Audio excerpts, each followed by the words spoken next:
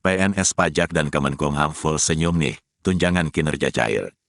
Dikutip dari Detik Finance Minggu, tanggal 25 Desember tahun 2022. Pegawai negeri sipil, PNS, Ditjen Pajak dan Kemenkumham bisa tersenyum lebar. Berkat kinerja apik tahun ini, mereka akan diguyur bonus atau imbalan prestasi kinerja, IPK. PNS Pajak mendapatkan tukin karena penerimaan pajak tembus target. Per tanggal 14 Desember tahun 2022, tercatat penerimaan pajak mencapai Rp1.634,36 triliun dan bisa bertambah sampai tanggal 31 Desember tahun 2022. Realisasi itu setara 110,06% dari target yang ditetapkan Rp1.485 triliun. Dengan demikian, bonus atau imbalan prestasi kinerja, IPK, cair 100%. Cairnya bonus PNS Pajak disampaikan anggota Komisi 9 DPR RI dari fraksi Golongan Karya, Golkar. Muhammad Misbahun, selamat kepada teman-teman pegawai Ditjen Pajak RI. Saya dengar PMK pencairan IPK sudah terbit dari Kemenkeu RI, kata Misbahun dikutip dari akun Twitter resminya @misbahun, Sabtu, tanggal 24 Desember tahun 2022. Atas dasar itu, bonus untuk para pegawai pajak dibayarkan 100% pada tahun berikutnya selama 1 tahun. Hal itu diatur dalam Peraturan Presiden, Perpres, Nomor 37 Tahun 2015 tentang tunjangan kinerja pegawai di lingkungan Direktorat Jenderal Pajak. Dengan aturan itu, maka Direktur Jenderal Pajak yang dijabat oleh Suryo Utomo akan mendapatkan tukin hingga Rp117.375.000. Sementara tukin pegawai pajak dengan jabatan terendah akan mendapatkan Rp5.361.800.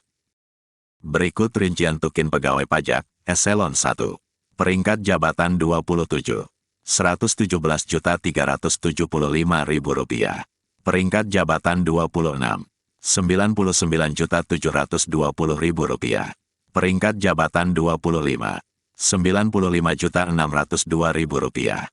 Peringkat jabatan 24, Rp84.604.000.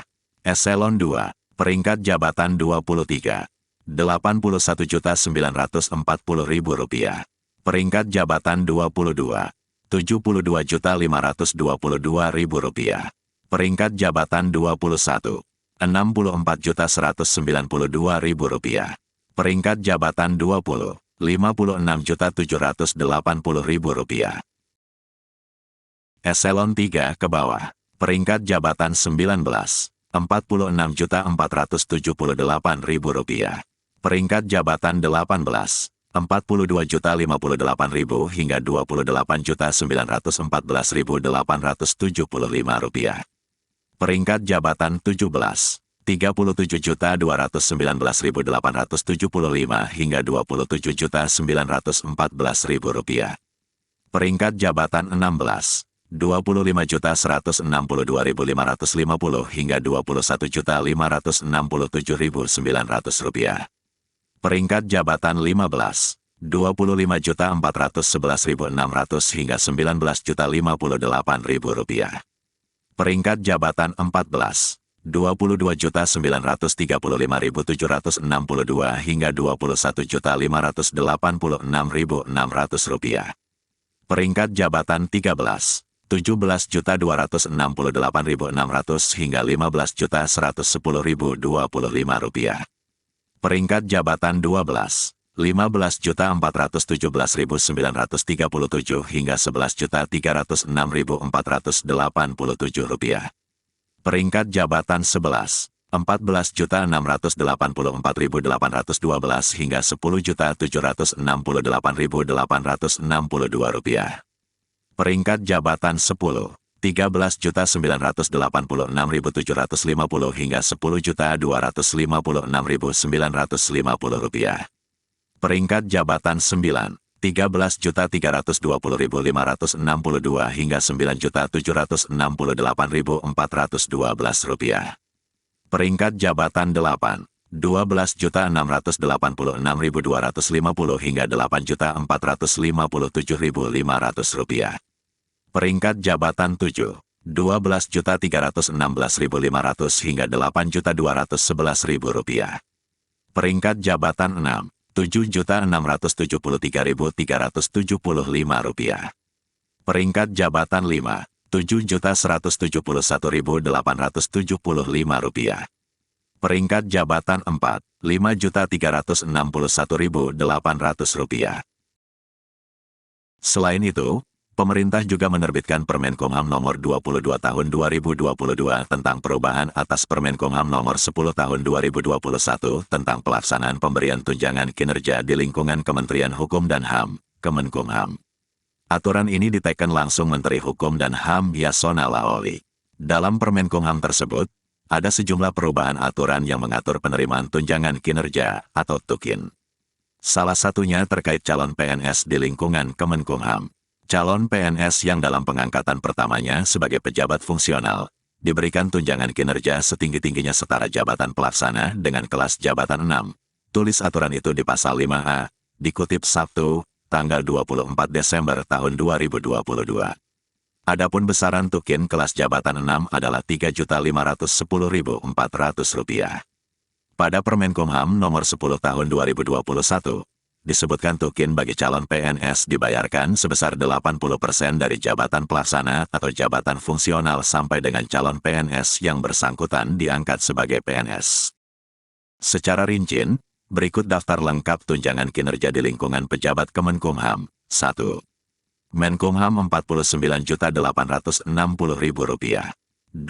Wamenkumham Rp Rp44.874.000. 3. Sekretaris Jenderal Rp33.240.000. 4. Kepala Biro Perencanaan Rp19.280.000. 5. Kepala Bagian Reformasi Birokrasi Rp9.896.000. 6. Kepala Bagian Program dan Anggaran Rp9.896.000. 7. Kepala Bagian Tata Laksana dan Tata Usaha Rp9.896.000. 8. Kepala Subbagian Tata Usaha Rp5.079.200. 9. Kepala Biro Kepegawaian Rp19.280.000. 10. Kepala Bagian Perencanaan, Sistem Informasi Kepegawaian dan Tata Usaha Rp9.896.000.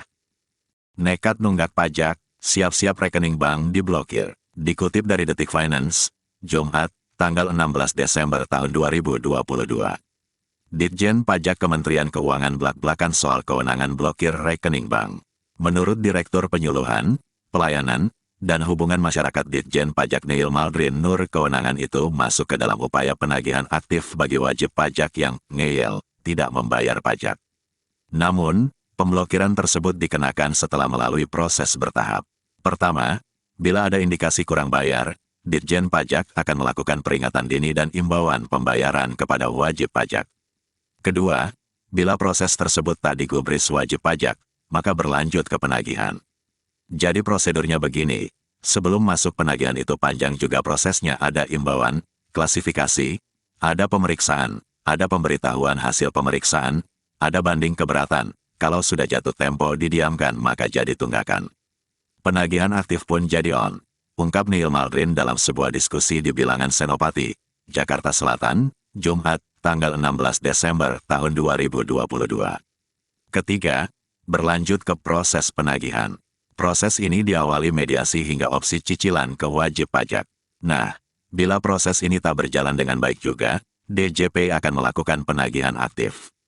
Itu penagihan masuk lagi proses panjang, ada mediasi, opsi cicilan kita tawarkan. Kesempatan itu dilakukan. Nah, kalau nggak digubris juga baru penagihan aktif, lanjut Neil Maldrin. Keempat, proses penagihan aktif, dan pada tahap ini opsi pemblokiran rekening bisa dilakukan. DJP punya beberapa opsi selain pemblokiran, seperti pencegahan ke luar negeri, pencekalan, penyitaan, penyanderaan. Kebijakan tersebut menurut Neil Maldrin masuk dalam UU Nomor 19 Tahun 2000 tentang perubahan atas Undang-Undang Nomor 19 Tahun 1997 tentang penagihan pajak dengan surat paksa. Di dalamnya, usaha yang dilakukan jurusita adalah pencekalan, pencegahan, penyitaan, salah satunya pemblokiran. Bahkan ada juga penyanderaan. Itu paling berat, jelas Neil Maldrin. Neil Maldrin menambahkan blokir rekening akan dibuka apabila wajib pajak telah membayar tunggakan. Blokir itu ya selama belum bayar tunggakan yang nggak dibuka. Kalau bayar ya dibuka dia. Kan tujuannya blokir biar utang pajak dibayar, pungkas Neil Maldrin.